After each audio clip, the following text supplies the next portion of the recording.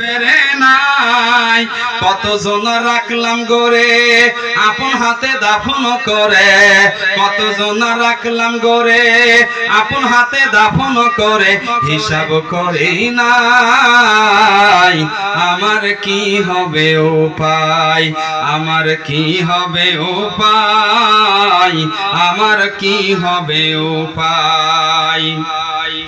কবর দোজখের আযাব সইব কেমনে ভাই, হাসর ফুলসিরাত আমি কেমনে উড়ে যাই।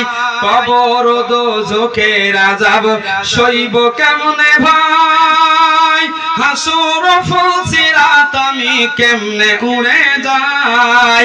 মরণের কঠিন কালে সঙ্গী সাথী কেউ না মিলে, মরণের কঠিন কালে সঙ্গী সাথী কেউ না মিলে, এখনো কোথাও যাই আমার কি হবে উপায়, আমার কি হবে উপায়, আমার কি হবে উপায়। লিল্লাহে তাকবীর।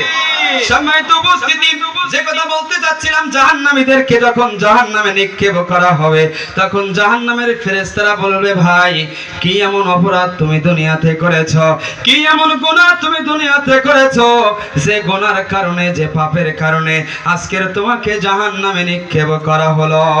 তখন জাহান্নামবাসীরা যেটা বলেছিল ওটাই আমার আল্লাহ কোরআনুল কারীমে সূরা মুদ্দাসসির ৭৪ নম্বর সূরা ৪২ নম্বর আয়াতে লিপিবদ্ধ করে দিয়েছে।